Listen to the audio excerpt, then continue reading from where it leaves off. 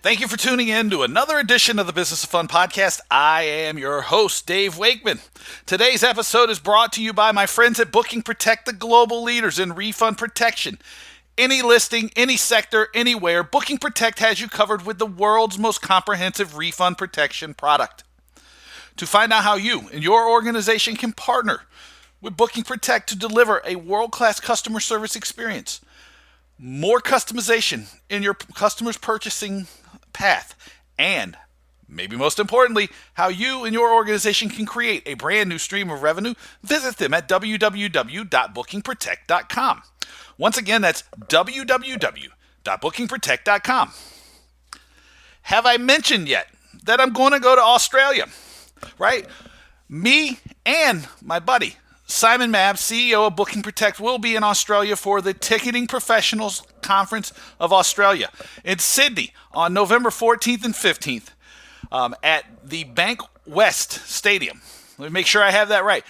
Bank West Stadium in Sydney. It looks like a gorgeous venue. I will be giving the opening keynote. I'm going to be talking about change, which is one of my favorite topics because change is always happening, always ongoing, and you can either get run over by it or you can manage it and use it to your advantage. I'm going to talk to everybody about how to use it to their advantage. So the tickets are available now. So visit their website. It's www.ticketingprofessionals.com.au. Once again, that's www.ticketingprofessionals.com.au. You'll be able to see me give a keynote. Simon's going to be talking about customer service using digital tools and technology. We're going to do a couple of events, maybe a happy hour in Sydney. It's going to be a really, really great event. Angela Higgins and Joe Michelle are doing a great job of putting this conference together. And I'm going to do this. If you buy your tickets and say you heard about it on the Business of Fun, send me your receipt. And I'll put together some sort of special treat for the people who buy because they heard about it on the Business of Fun. All right? So do that. Go to ticketingprofessionals.com.au, order your tickets, send them to me at my email address, dave@davewakeman.com. Put, Australia, Sydney, whatever you want to put in there, receipt, anything, and I will do something special for you and your team. I'm not sure what. I'm telling you, if it's like bulk orders, though, probably going to be something awesome. But it's really going to be awesome. It's going to be a great chance to hang out with me and Simon, learn from people from all over the world, just like me and Simon. But hopefully we're going to convince Maureen Anderson from Intix to fly down. I know Andrew Thomas from the TPC in Birmingham is supposed to be there. Derek Palmer from QQ. There's a lot of people that they're going to bring to Australia. It's going to be great. I'm excited. Simon's excited. I hope you're excited. So go to ticketingprofessionals.com.au. Get your tickets. When you get your receipt, forward it to me, and we'll hook you up. Okay? Let's get to the episode. My guest today, speaking of Australia, is my friend Oli Shawyer, who is in charge of branding and marketing with the Port Adelaide Power. This was, I think, one of, to me, the most fun podcasts I've done, one of the most interesting, one of the most compelling. Oli and I probably share a little bit of the Twitter marketing nerd. And in this episode, we talk about a lot of our favorite marketers and some of their ideas. Guys like Mark Ritson and Ryan Wallman, Tom Goodwin, Byron Sharp, the list goes on, right? Lots of great marketers that we discuss either in depth or in passing. And the reason I say that is because Oli and I, we share a common belief, which is that marketing sports and entertainment is really, really similar to marketing anything else, right? I remember when I started doing stuff in politics 6 or 7 years ago, that I took the position that marketing a political campaign was very similar to a product launch, and that proved correct. Oli talks about what it's like to market tickets in sports and entertainment versus other products. So that's really interesting. We talk about how his background, Oli comes from the ad agency side, has influenced the way he looks at selling sports. We talk about the challenges and opportunities of driving tickets. We spend a lot of time talking about memberships, a lot of time about revenue generation, and we talk about how it is imperative for people to ensure that their organization looks at marketing as a profit center and not a cost center. The change in perception that is required to do that, and how Oli has been elevating the role of marketing in his organization. We also talk about memberships in Australia and how for the AFL, which is the Australian Football League in this case, this isn't mentioned, but it's an important statistic to put out there, is that last year, AFL memberships reached 1 million people, which means that 1 in every 24 Australians is a member of some AFL club. So that's a huge number, percentage-wise. And so we talk a lot about the membership model. We talk about growing the funnel. We talked about some of the challenges of growing the funnel, especially in the Adelaide market, where the Power is the number 2 team, and what that looks like from a marketing standpoint, some of the iron laws of marketing that this deals with. Then we talk about managing an iconic brand. We talk about the challenges of telling a story that pulls different eras of the organization together. That was pretty good. And a whole lot more. I mean, I'm looking at them as I'm trying to introduce this episode and trying to figure out what to tell you to pay attention to. I have, it looks like at least 9 pages of notes here. This was really, really great. It was really awesome. We talked, the episode goes for about an hour, but we talked for another hour or more outside of that. I feel like Oli is like one of those people who's cut from the same cloth. Really, really smart, really curious, really great. So I hope you enjoy the conversation I had with Oli Shawyer from the Port Adelaide Power on the Business of Fun podcast. I want to take the time to welcome Oli Shawyer to the Business of Fun podcast. Oli, what is up, man? Hi, mate. How are you? First of all, that was brilliant. You got my last name perfect, and that doesn't happen often. I didn't even ask you how to say it No. either. That was great. I'm smarter than I say I am sometimes. Yeah. It's funny, whenever I get on the plane and I hand my ticket, they're always like, thanks, Oliver, have a good flight. They'll just skip the last part because for me it doesn't seem difficult, but I guess when you look at something for the first time, you can get caught on it pretty quickly. Well, it didn't seem that difficult to me, obviously, because I nailed it. So that's great. Now, I want to start out by asking you a question. I want to put you on the spot. When I talk about marketing here, I say that marketing is basically everything that an organization does, the whole lot, right? It goes from how you really turn on the lights in the morning to how you greet your fans to what your ads look like to what emphasis you put on your brand. Everything is marketing, right? And I have gotten so much slack and flack and I get hammered about it because people are like, oh, everything can't be marketing. I go, you're wrong. You're an idiot. Move on. Tell me your philosophy of marketing. And it better not be different than mine. No, I'm joking. Yeah. I was going to say, for me, marketing's all digital, right? That's the right answer, isn't it? That's exactly right. Good answer. Just riling everyone up from the start. Hopefully they haven't all switched off. Look, I think the reality is marketing is everything. It's a fundamentally quite a difficult conversation to probably address quite easily.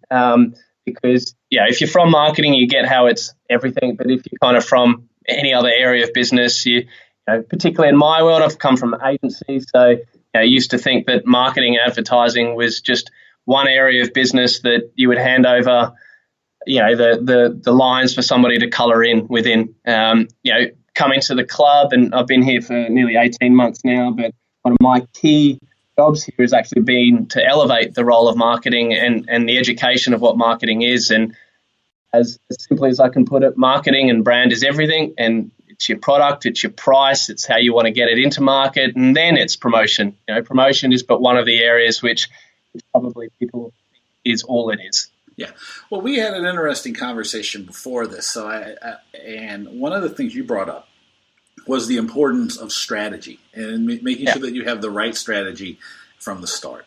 And I think we share a very common frustration, I think is the best way to put it, with how reactive businesses can be, especially when it comes to strategy, because they just, and this is not exclusive to sports by any stretch of the imagination, but it is that if you're not careful and you don't take consistent strategic action, you're running around with your hair on fire all the time.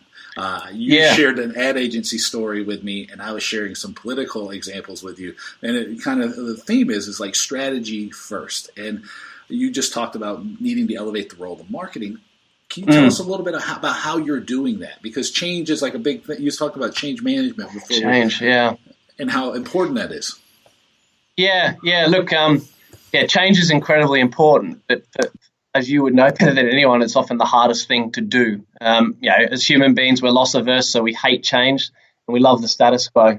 So it can certainly make things harder if it's not done properly. But what you've just touched on there about being strategy first is probably a fundamental that I've tried to take through my entire life, even personally. And then professionally, it's certainly the place to start. And that can feel a little counterintuitive in sport because at the end of the day, the product, so in our instance, Aussie Rules football, the product is unpredictable. So the unpredictable nature of our sport that people consume tends to lend itself to being more reactive. And then when you bring in kind of other non-controllable variables that impact things like attendance, including weather, you can, and form, right? So form and how your team's playing, whether or not they won the weekend before, all of these things start to feed a pretty typical understanding or acceptance that, well, of course you've got to be reactive because there's a whole bunch of stuff that you don't know about, even in a week's lead time that can change. But I think the fundamental about strategy, which people tend to forget, is it's about setting your tram lines or train lines, depending on where you are, about the destination that you're trying to get to and being really, really clear about what those objectives are, that are going to allow you to get to your destination. And probably for us as a club, most fundamentally, it's about really understanding what you're not going to do. So, yes, it is a reactive industry. Yes, there are often times that you have to be able to be agile and adapt to, something that might pop up. But the reality is that you need to have a benchmark, a place to start from. You need to know where your end goal is, so that every single time you do end up in a bit of a reactive need, it's at least within the remit of knowing how to get back on course. I learned that probably a long time ago in advertising, because you're often at the end of the marketing chain when it comes to executing ads and promotions. But what often happened is if the tactics are then put into market and they don't work, everybody wants to blame the tactics, but you very quickly learn in agency that it's not the tactics that are wrong, it was the strategy that was wrong. That's right. Well, you can only do so much with a bad strategy is the way I would put it. But you brought up something that is interesting, and I don't want to let it pass, because you talked about strategy as much as anything is about deciding what not to do. And this is something I talk about all the time, and I learned it from a guy called Alan Weiss, who is, you can find him at alanweiss.com, but he talks about the way that you build a great career and a great brand is by subtracting things, and he's used the example of the statue of the David, right? And how it chipped away everything that wasn't the David, right? And so how do you do that? How do you, how have you been able to be successful at teaching people that as much as what you do is strategy, it's also as important to give up on things? Because I know if it's similar here as it is in Australia, everybody feels like they have to be everywhere. They have to do everything all the time, and it's to the detriment of everybody. Yeah, and you're absolutely right. Like what you've spoken about there, especially in the sports industry, is this idea of needing to do everything, for fear of being left behind, for fear of not, being able to take on something like first mover advantage. In sports, we can talk about moving into esports, or for our club's perspective, playing an international game, which is, a calendar event annually. Or it could be the expansion of your core product into the women's side and having a women's football team, and it's youth, or it's going even further. And some Aussie rules clubs here in Australia have purchased netball teams to expand their ability to generate new revenue in new areas. But look, I think if you go back to the start and trying to identify why it's important you don't try and do everything is often the revenue results will tell you quite quickly. So if you decide that you want to try other things, but then at the expense of your core business, that starts to go backwards. It's a pretty clear indicator that trying to do too much with too little resource is much more damaging than trying to spend your time to get something optimized and then move on to the next thing. So from my perspective and from an education perspective, bearing in mind I've come into the club quite late in the piece with a number of different areas that we pursue as a club, but it really is about trying to focus on optimizing our core business. Right now our job is to optimize our core business and get, everybody associated to the Port Adelaide Football Club to Adelaide Oval if they're in South Australia, and if they're not, engaging with us in whatever manner they see fit.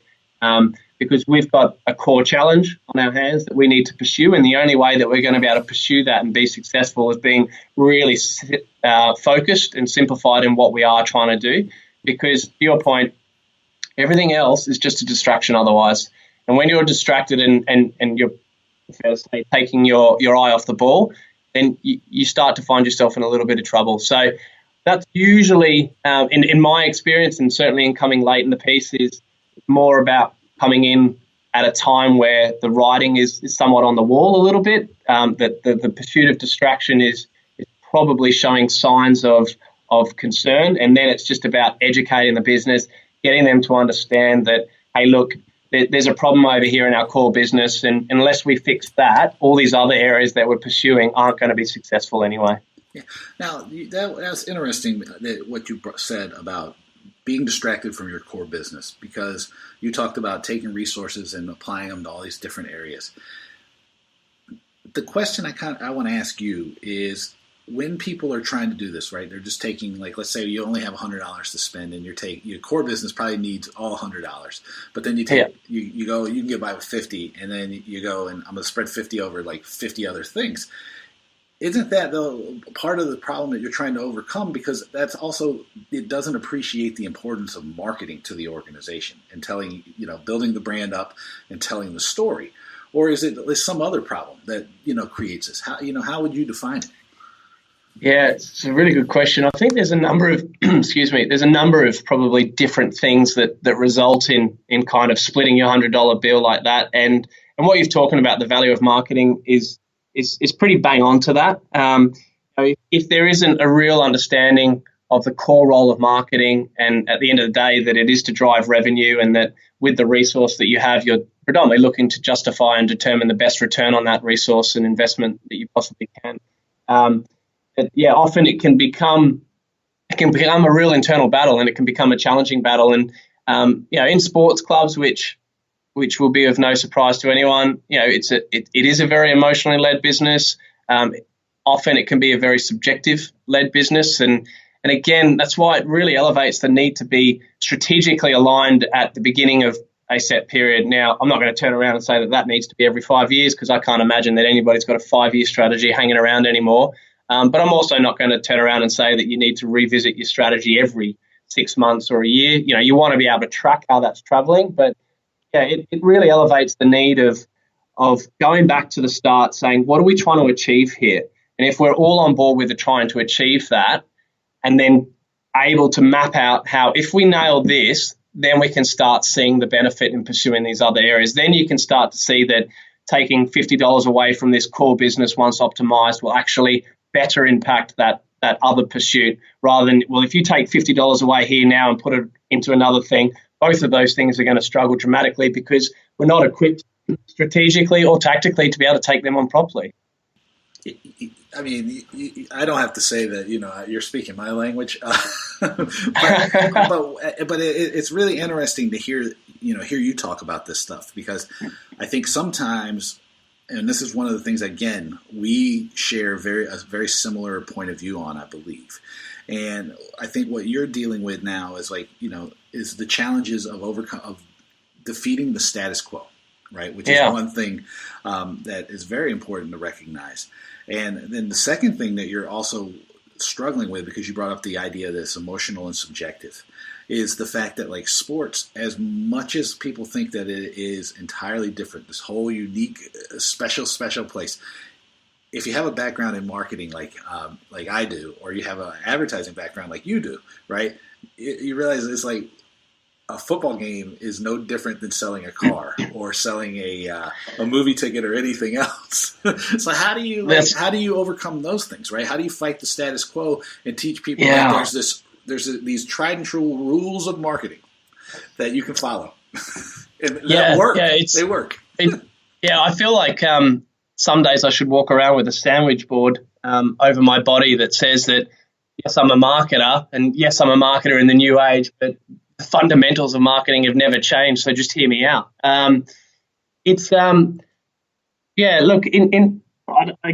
joked at the start of this conversation about, marketing being all things digital. And that almost feels like that's become the norm today, that digital is marketing by itself, that it's not a channel, that in itself it's a strategy, and particularly for sports clubs with limitations on budget and resource, you kind of find yourself in a position that when you have certain fans on board, they've signed up to your newsletter, they're engaged with you on social media, that I don't need to spend anything to reach these people. But one of the fundamentals about the outside non-sport marketing world that is as true in the sports world, but probably harder to digest, is this idea that there are many different types of consumers, and that like any other industry, you have your heavy consumers and you have your light consumers. Now, the AFL and Aussie rules, the sport we play, has been benchmarked and leveraged off a membership product, which particularly the 11-game reserve seat membership, which for people across the pond there, that's kind of your equivalent to the season ticket. But it is a subscription product on the basis that you roll over year on year. You're a member of the club, which comes with it, a sense of identity and belonging. But there is a real focus, and for a long time, a real over-index on those heavy buyers. But the reality is if you solely focus on those heavy buyers and you're not thinking about the behaviours and the attitudes and the motivations of those light buyers and investing in those light buyers, predominantly what happens is your pool of future membership dries up because you've got nobody to replace it with when they turn out.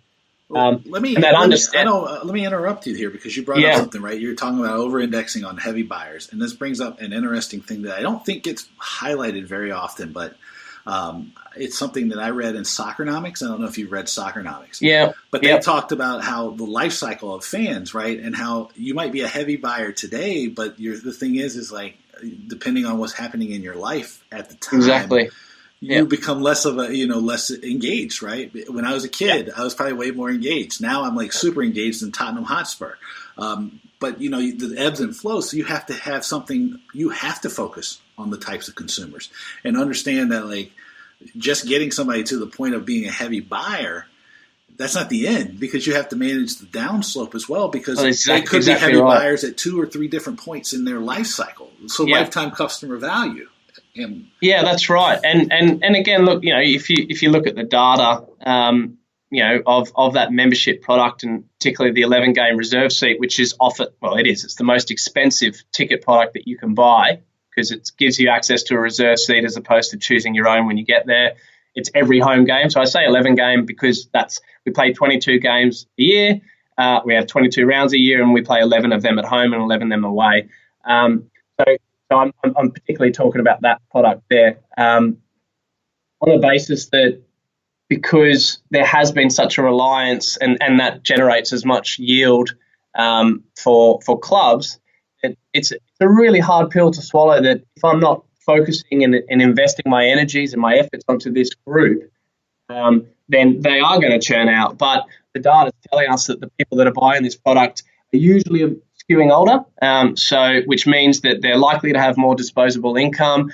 They're likely to also have more free time, and given that fixture and the time slot of games has a massive impact on attendance and consumption of the product.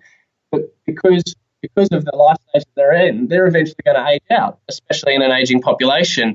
But then you go down to the other spectrum, and this is where the real focus, and again, the elevation of what marketing is and the importance of marketing is that not everything needs to deliver an immediate ROI.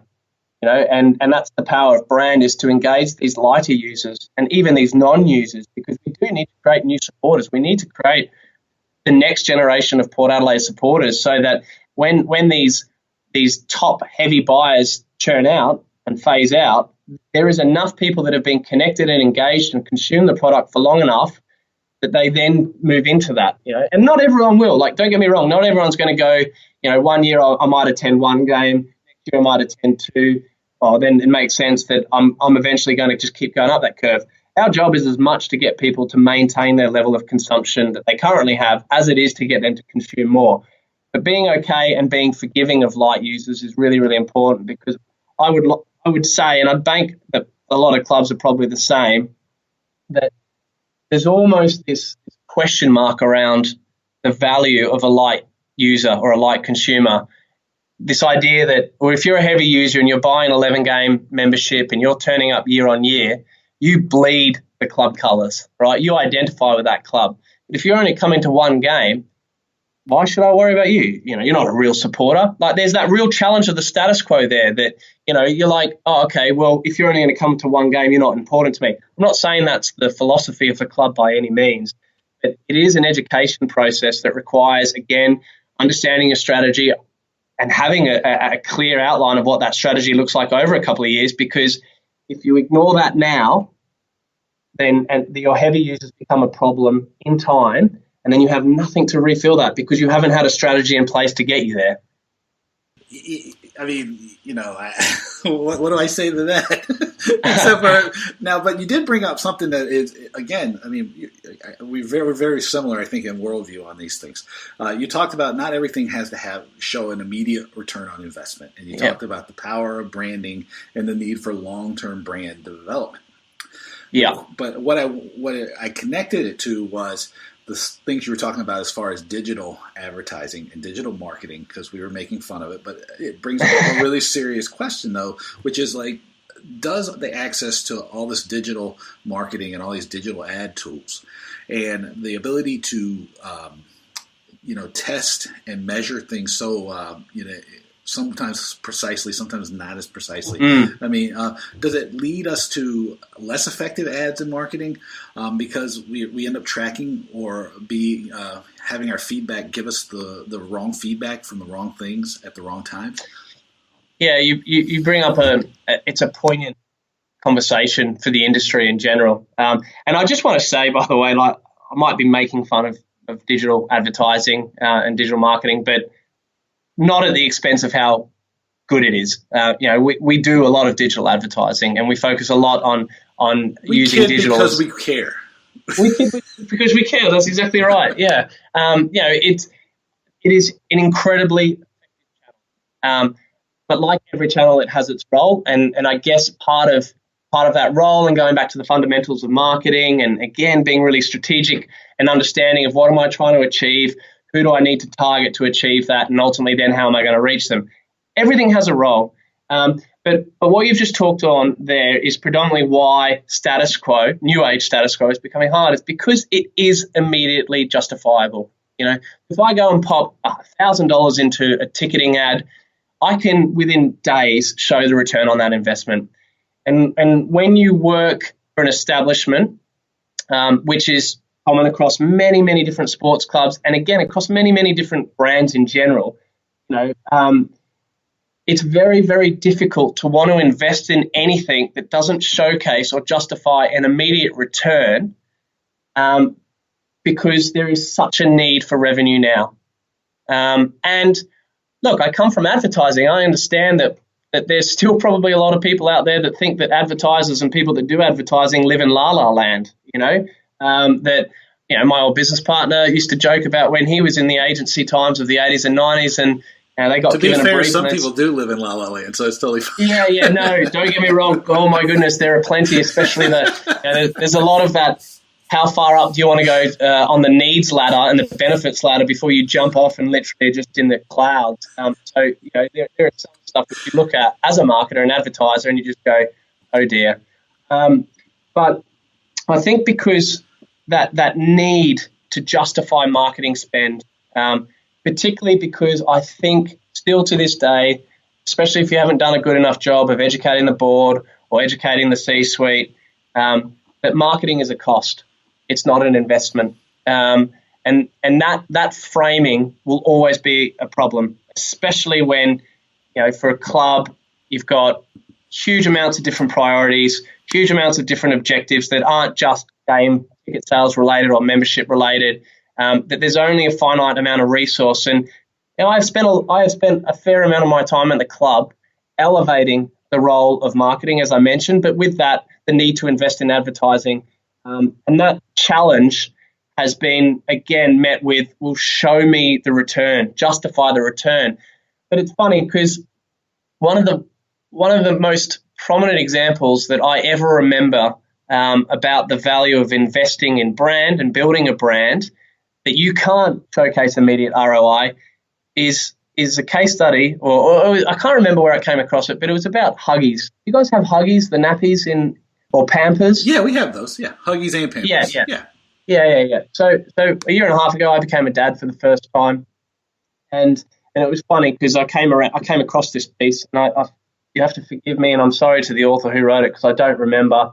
It might have been through some of Mark Ritson's work or Byron Sharp's, I'm not sure, but it was positioned this idea that if you only focused on hitting up people with a message when they needed the product, well, then that's all well and good. But if I'm an individual and I'm walking into a grocery store and I'm a new dad and I'm sitting there looking at 30 different brands of nappies and I'm going, I have no idea which one to choose. And don't get me wrong, mental availability is a huge, huge benefit for choice, right? I come from the world of behavioral economics, and helping people make decisions quicker and with less consideration and thought is, we're inherently lazy individuals. We don't like using energy, so we look for shortcuts, and that's why branding and sponsorship is so powerful. But if I'm sitting in that aisle and I've never heard of Huggies before, I'm trying to make my way through that absolute choice paralysis of which brand of nappies do I choose, having no idea. But if I've been served up ads and I've been served up brand messaging and I've built an affiliation with the brand Huggies, I walk into that supermarket, having been a dad, I need to buy nappies, and I reach out and I take Huggies. And that's an immediate ROI. You can justify the spend then and there, but it's the years of branding and building structures in my memory to associate Huggies with a reliant and I guess, good choice for nappies. It's a safe bet for me because I know it. It looks familiar. So investing in brand is massive. And, whether it be through differentiating your brand or just being distinctive, there's pools of thoughts, and I recently saw some work done around the Effies Awards about the role of both. And as a club, we need to be distinctively Port Adelaide in market, but we also really need to define why we're different, because if we're not different and we're not distinctive in market, particularly given that we are the smallest shared club, so we share the Adelaide sports market and the Aussie rules market with another club, the Adelaide Crows, who were in the AFL for 7 years longer than us. So they are a much bigger club by way of support. Inferior for this conversation. Inferior for this conversation. Yeah. Inferior. But if you're not investing in building relationships and building connections and consistent connections with people, then when it does come to the time of purchase, you're making it a lot harder for them to make that purchase, which often means that they won't. Right. Exactly. The decision is, if it's confused, the answer is no. No. Yeah. Right? If you're not creating the path of least resistance, it doesn't matter what industry you're from. If the path of least resistance to the behavior that I want somebody to do is not there, then they're not going to do it. Right.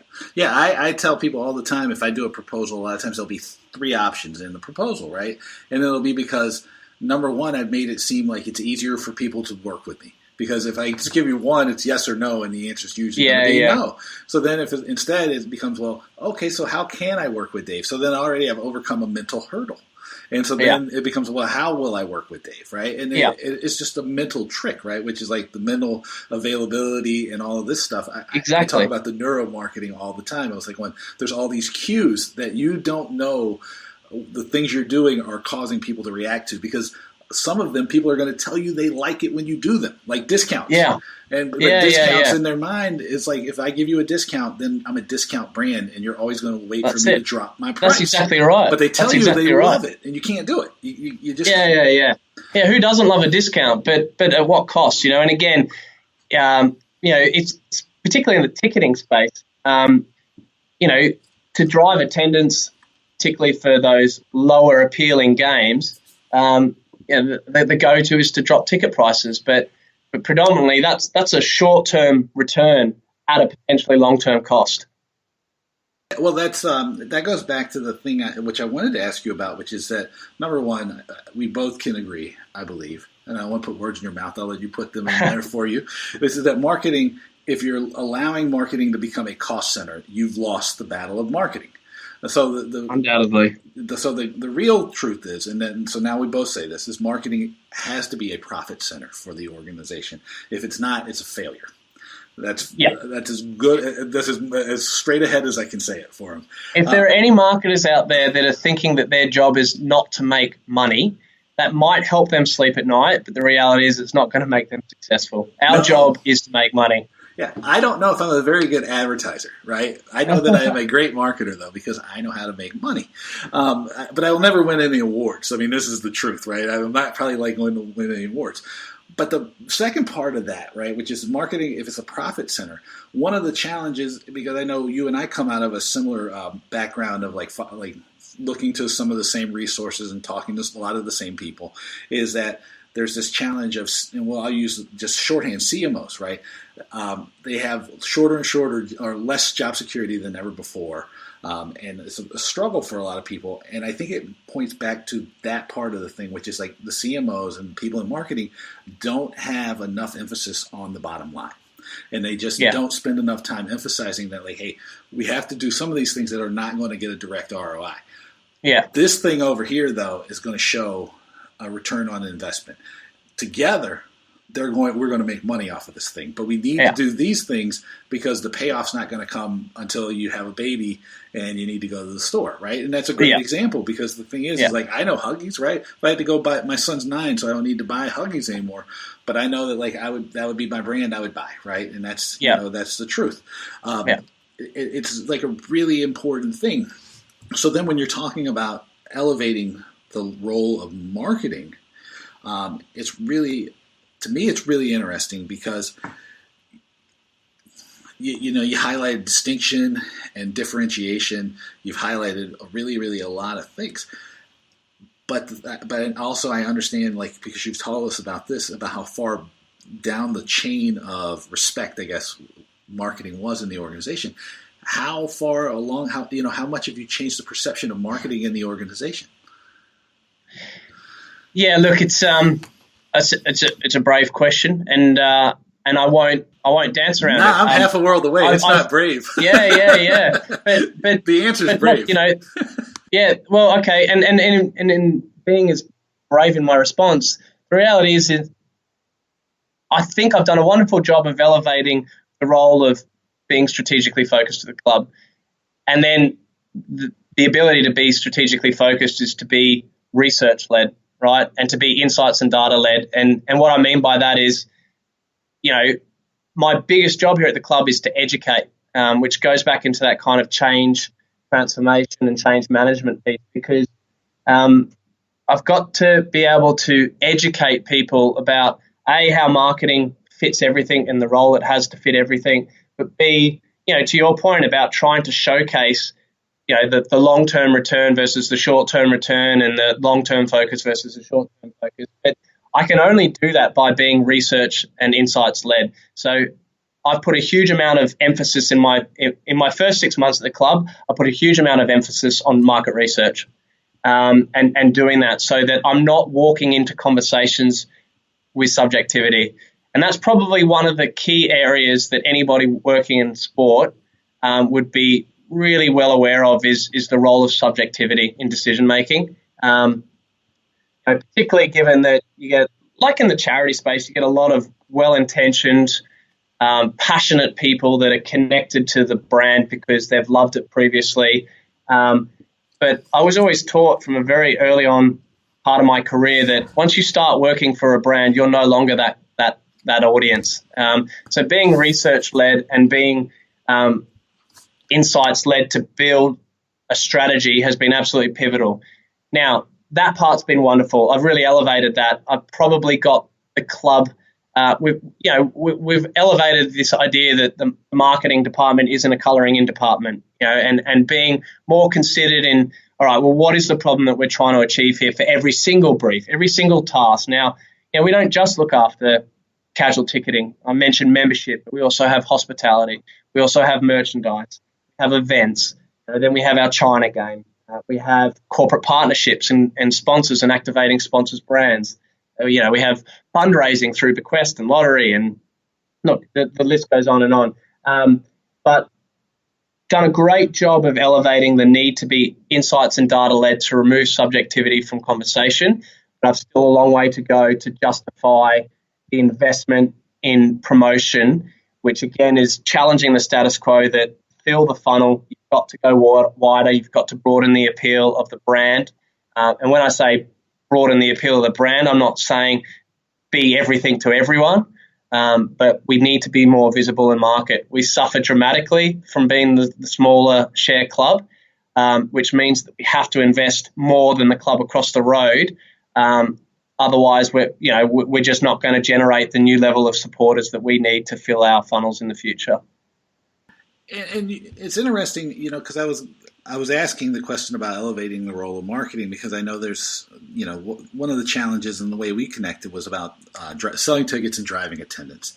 And, so you mentioned fill the funnel, and I'm going to ask you about that. But then the other thing is about managing because of the, how this is what next year is the 150th anniversary of the football club. That's right. And these are important things because that's, to me, an opportunity to reinvigorate everything you've done, right? Because it's a huge milestone birthday, right?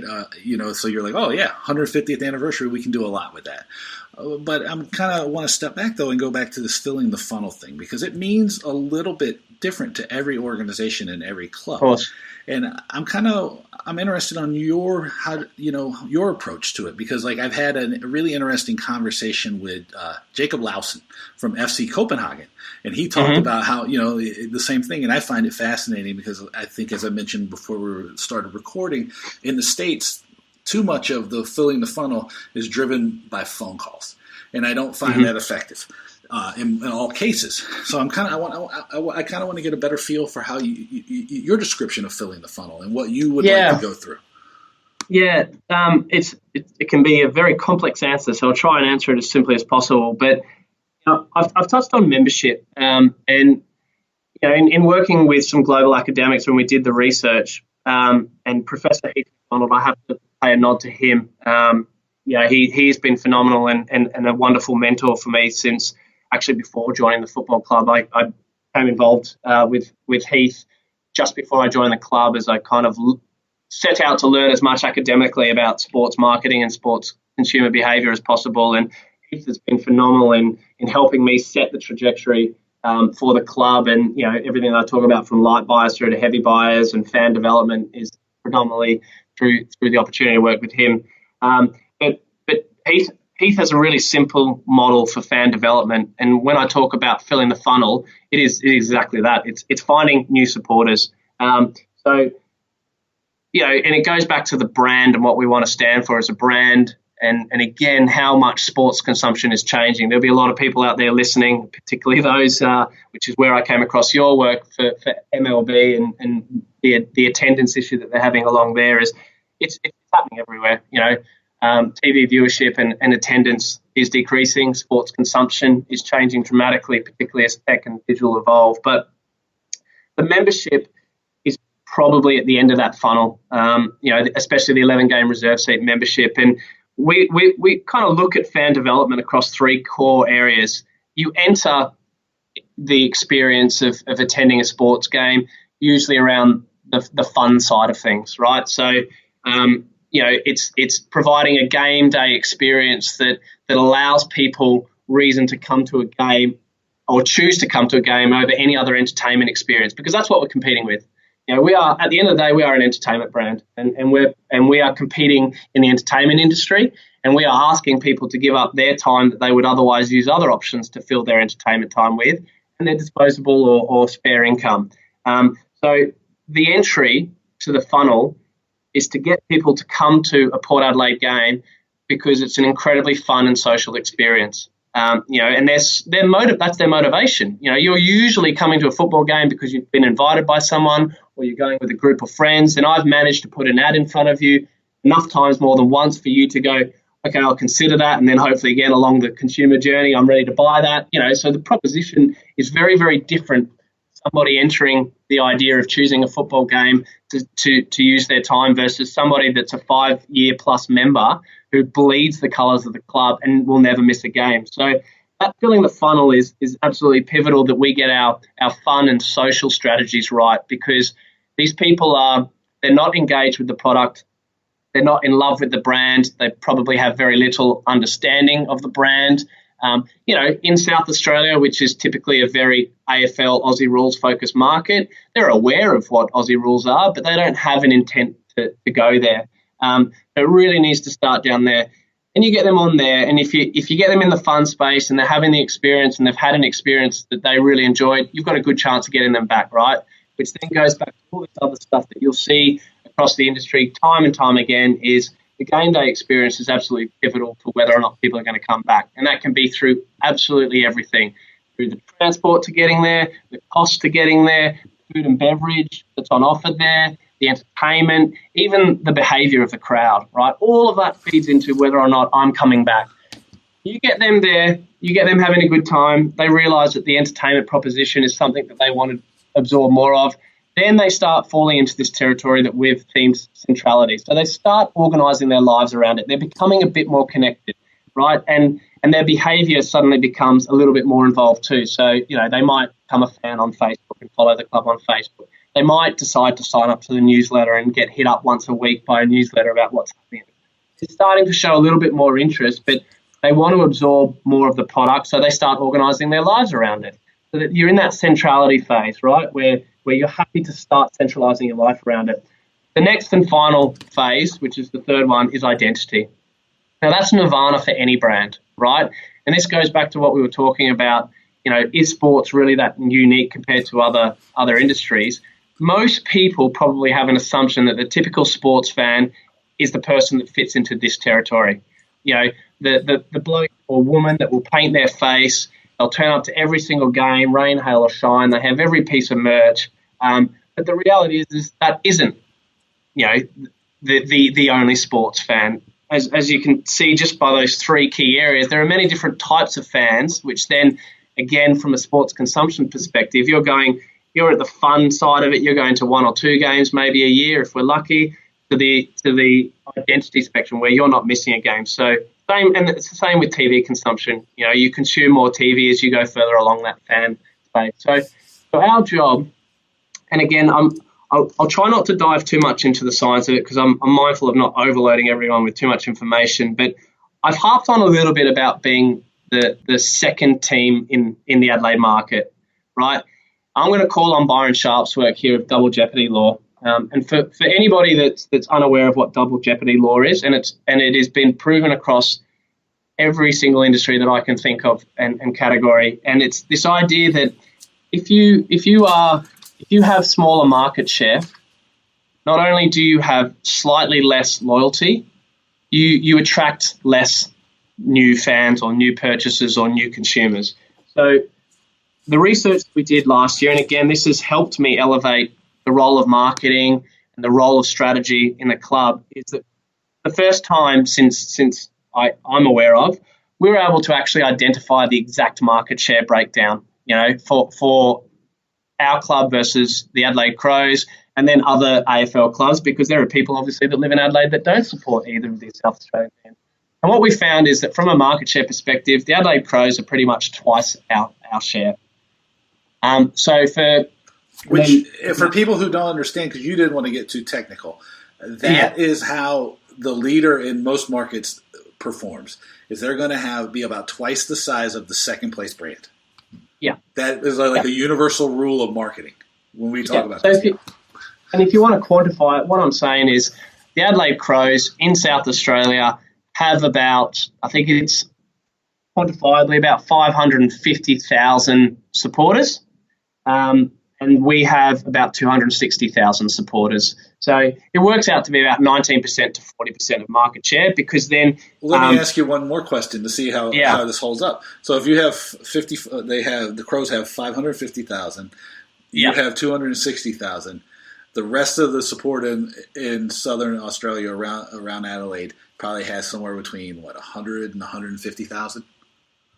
Yeah, so it's then that's exactly right. So it's then broken up across other non-SA teams, and again, what should be of no surprise is the non-South Australian teams that have the highest amount of support in South Australia are again the bigger brands in those other markets. Yep. So you look at like Collingwood Magpies or the Richmond Tigers. So it's of no surprise that the bigger market share brands have more supporters. And what that means is in South Australia, for every new 4 Aussie Rules fans created, given the current breakdown of market share, 2 of them will support the Adelaide Crows, 1 of them will support us, and 1 of them will support a non-South Australian team, right? So if all things remained equal and nothing changed, it predominantly means that the Adelaide Crows are going to grow at twice our speed. And that's a problem for us because ultimately what that means is we have lesser attendance than them, we have lesser members than them, and the ability to attract more is harder because we don't have market share advantage. And that impacts things like commercial proposition and why sponsors would want to choose you over them or another team in another state. So it's what this does is it highlights how important it is for us as a club to be moving, and I'm not saying ignoring the heavy buyers because they're obviously important. They hang up 60% of our attendance, they prop up 60% of our attendance, and they prop up 30-40% of our core consumer revenue. So they're absolutely pivotal for the financial security of this club. But they can't be at the expense of attracting new supporters. And attracting new supporters in this day and age is a very different proposition to what it might have been once upon a time. And it needs to start probably down at the entertainment fun side of things. Get people engaged, get people wanting to come to a Port Adelaide game because it's the best form of entertainment in South Australia. Yeah, it seems so simple, but I think sometimes it gets lost, right? It does, yeah. Yeah, and I, you basically this whole podcast has been you answering like one question I had, which was like, how does having such a diverse background help you sell and market tickets? We're never going to need to touch that because this is a whole testament. That's probably a testament to any job you want from here on out. But I do want to ask you about managing the iconic brand because I think we both. I'll speak for myself here. I do have a love of branding and like the power of a great brand, right? And I know that in the world of tickets that we in sport and entertainment marketing, I have been fortunate enough to build a somewhat recognizable brand. And you've had the chance to work on like some really, really great campaigns for some really recognizable brands. How is managing Port Adelaide at the point where they're heading into your 150th birthday? What is that like? And like what opportunities does it create for you and what challenges does it generate for you as well? Yeah, look, it's a wonderful question, and it's an area that we've taken seriously for quite some time now, and it is no small feat as a football club to celebrate our 150th anniversary, and bearing in mind the timing of this podcast, and I don't want to again overload people with information, but we have a very complicated story as a football club, but as a brand, and to give some people context, the AFL is a national competition. it evolved out of the VFL, which was the Victorian Football League, which was one of the states here in Australia. That was kind of it became the pin-up of state competition, and you had a lot of players going to play in Victoria instead of staying in South Australia to play, or stay in Western Australia. And predominantly that Victorian competition became more national by footprint because they had interstate teams playing in that VFL. So that made sense for that to become AFL. But the point I'm trying to make is we are the Port Adelaide Football Club. In the AFL, we're referred to as the Power. So, we've got a fist with lightning. That's our logo. That's our moniker. But the reality is before we joined the AFL, we were the Port Adelaide Magpies. And our reserves who play in the state league are the Port Adelaide Magpies. But our first team who play in the national competition, which is obviously where all the revenue and focus is, given that's the highest attended sport in Australia. Aussie Rules is the most popular sport in Australia, and we're one of 18 teams in that, but we operate as the Power. And we're the Power in the AFL because the Collingwood Magpies were already in the AFL for 7 years before we joined, and they came from the VFL. They were the Collingwood Magpies in the VFL. So we could never exist in the AFL as the Magpies, which is why a new identity was created. We've worked to hold on to this idea that, we were the Port Adelaide Football Club back then, we're the Port Adelaide Football Club now, and we'll always be the Port Adelaide Football Club. We've just kind of changed monikers, I guess, or mascots along the way, or whatever, however you want to.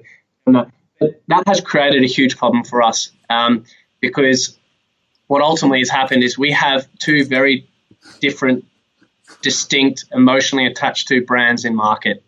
So we have the Magpies in the state league. We've got the Power in the national league, and that's come about because of a very complicated story. And the reality is, we were forced to be separated into two different clubs for a time being when we joined the AFL. I won't go into that. And from about 1997 to 2010, the Port Adelaide Magpies and the Port Adelaide Power were two different entities. They were forced to be two different entities. They came back and we merged the club back together to be one in 2012. And We Are Port Adelaide was born to elevate this idea that the Magpies and the Power have always been the Port Adelaide Football Club, always the one club. And now, as we lead into our 150th anniversary, we're actually taking that final step for our anniversary year to take to market what one Port Adelaide Football Club looks like visually. So I've spent the last 18 months working on the development of our new identity, which has brought a huge amount of challenge. I've already spoken a lot about subjectivity and the need to be market-oriented and the ability to not take ownership of being the audience, but be the voice of the audience. But that's been a really fascinating process for me in terms of getting the brand strategy, but also the asset right, our new logo right. When you're bringing two hugely emotionally attached to identities that in their own rights have their own assets, their own distinctive assets. I worked with Ehrenberg Bass Institute. I'm not sure if you guys have heard of them over there, but they're probably the global brand market research leader. So I worked with them in defining our iconic and distinctive assets, so that we're in a position to introducing our 150th anniversary logo that was built out of the equity of two very different logos. So that's been a massive challenge aesthetically. But then, internally, it's a really, really tough one to navigate because the Port Adelaide Football Club is renowned as the most successful football club in Australia.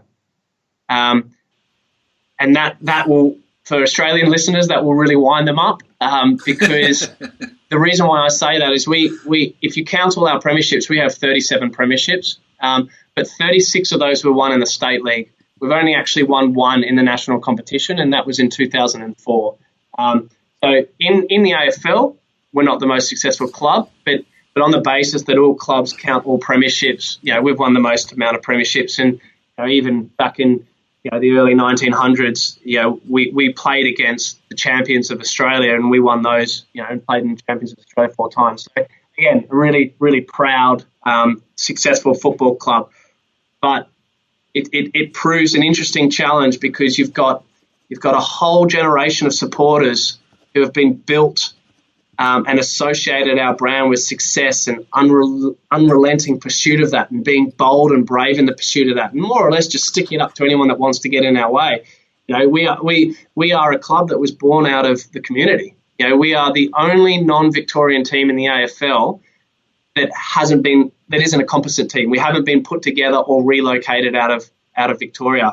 We are the only club in the AFL that has come from community, from grassroots through to top league. So you bring a lot of legacy and history, and that's why the 150th anniversary is really important. But yeah, we still hang on to these brand pillars of this unrelenting pursuit of success that haven't delivered that for a very long time. And funnily enough, we've actually in the last 11 years played finals 3 times. So from a brand perspective, you're really playing with this tough territory where, the louder generation, and again, I'm gonna call that out, that the minority can often have the louder voice. So again, you've got to be careful as a brand when navigating such a tough area for us not to fall on the loudest voice. You've got to be mindful that we are a club that has 260,000 supporters, and not all of them have been around for the whole time, and not all of them connected because they were part of the Port Adelaide Magpies. They could have come into the club any time in the last 20 years and be associated to the power side of the club, which hasn't been successful. It's been brave and it's been bold and innovative in pursuing things like China. But it's a really, if I'm to be completely honest, it's a very schizophrenic brand. And it's a brand that probably feels a little bit lost. And so trying to bring back a defining idea of who we are, so that everything that we do, how we talk, what we say, what we do, what we don't do, all of that just continues to elevate the idea of who the Port Adelaide Football Club brand is. My dream is to have 3 key words written down in my office, and that I should be able to, in time, walk out into the market and ask anyone to describe the Port Adelaide Football Club in 3 words. And if I've done my job, they would say the 3 words that I've got written in my office. Are you going to tell us what they are?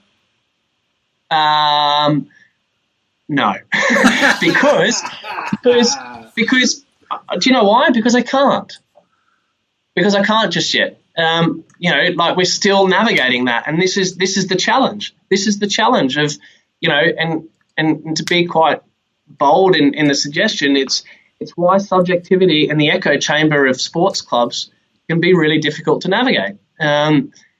Because I think everybody's clear of what we want to be, but I don't know if we're so clear in executing off of that. In fact, I'm confident that we're not.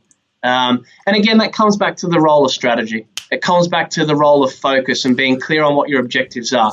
It comes back to being really defined and aligned from the trainers out in the football field to the players, to the coaches, to the admin, to the volunteers. We have a lot of wonderful volunteers that associate their time with this club, all the way up to the board. You need to have all of these people completely aligned on what it is that you are as a football club. And we're probably not quite there yet. But I have faith that you're going to get there.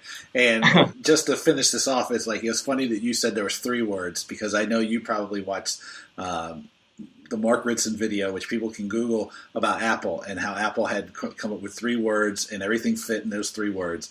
And then I went through the process this week, and I did the same thing, which you probably saw.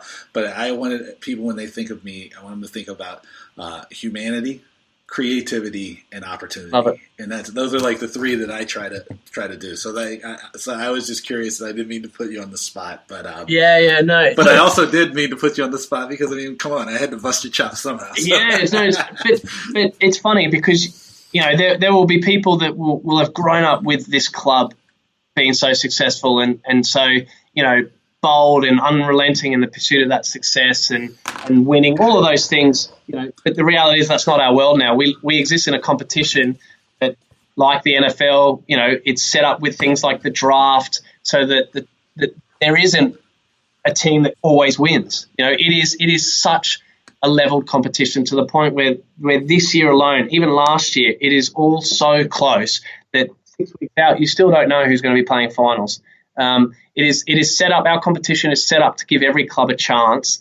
If you finish last in the year before, then you get first pick in the draft.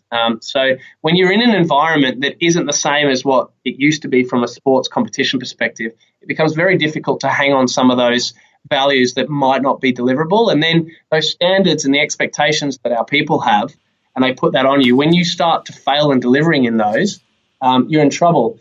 And my number one job from a brand perspective, and again, this might be foreign to a lot of people working in sports, but it goes back to the top of the conversation where we talked about the unpredictable nature of sports.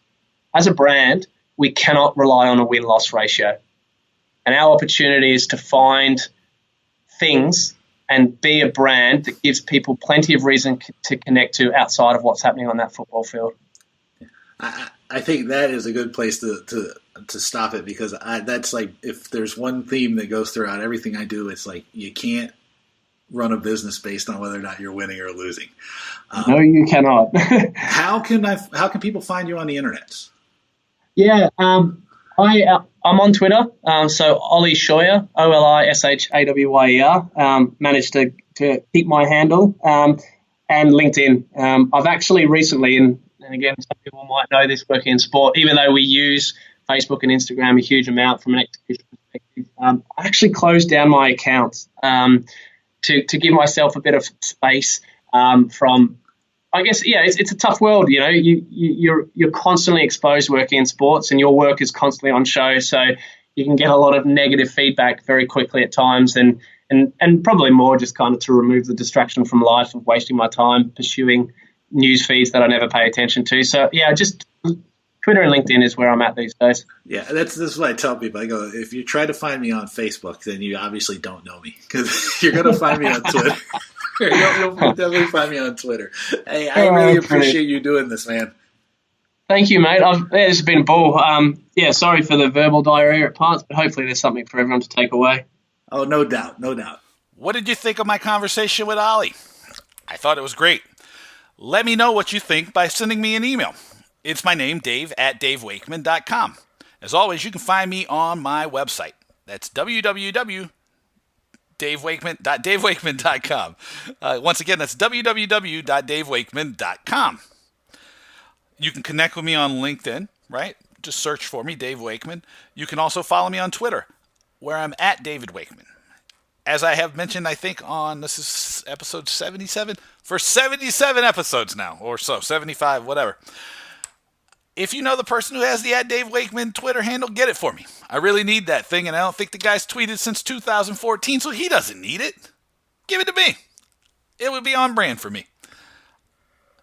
As always, I want to thank you for listening to The Business of Fun. If you like what I'm doing, I'd love it if you'd share an episode with a colleague of yours, a friend, someone you think would gain from the conversations that I'm having here with people like Oli. If you are inclined and you have shared it, maybe you want to become a subscriber. It helps, right? It helps elevate the listeners. It helps make other people find the podcast, and it helps make sure I continue to deliver these really interesting conversations. If you are a subscriber, then maybe you'll leave a review. We're on most of the major podcast platforms now: iTunes, SoundCloud, Stitcher, Spotify, all of that stuff. So leave a review. It's awesome. All right. I want to thank my friends at Booking Protect. You know what I'm telling you to do. They are the global leaders, the best in the world at delivering refund protection. They have the most comprehensive refund protection product. They have the greatest technological solution to deliver customer service to your customers in a way that doesn't not just doesn't detract from your brand, it enhances your brand.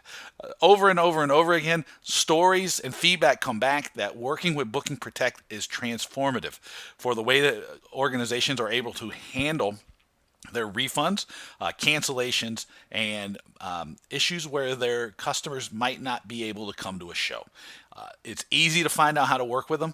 You go to www.bookingprotect.com, or you send me an email, and I'll hook you up with whoever you need to talk to. It's great for adding customization to the customer's buying path.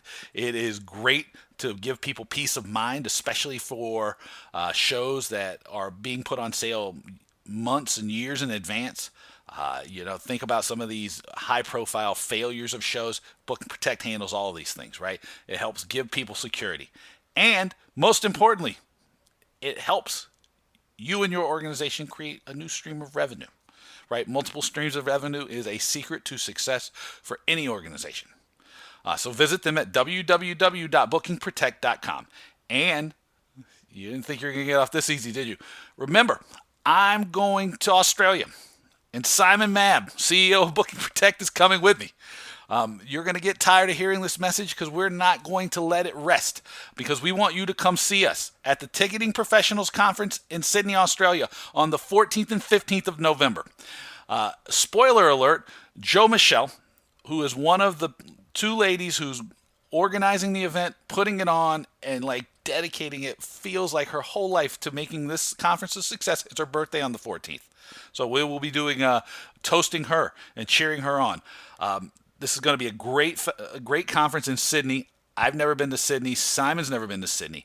Angela and Joe are doing a fantastic job of bringing people in from around the world to talk and bring their ideas to Australia. So you're going to see me and Simon, of course. You're going to see Derek Palmer, who's from QQ. You're going to see, I believe, Andrew Thomas from the UK is coming. There's people from all over. Hopefully every continent will be represented. It's going to be great. You can get your tickets. They're on sale now.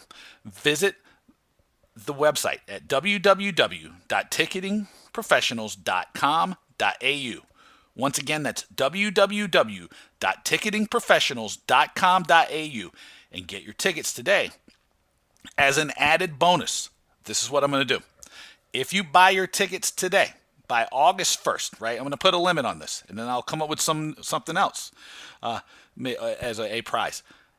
If you buy your tickets before August 1st and you send me your receipt, I will do a webinar or a coaching call with your team about revenue generation, marketing, sales, branding, strategy, something about how you generate revenue for your organization.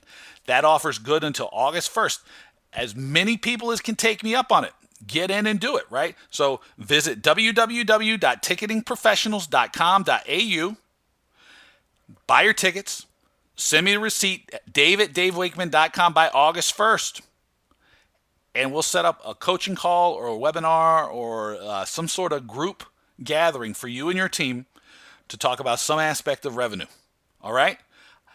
That's an offer you shouldn't be able to refuse. So www.ticketingprofessionals.com.au. Get your tickets.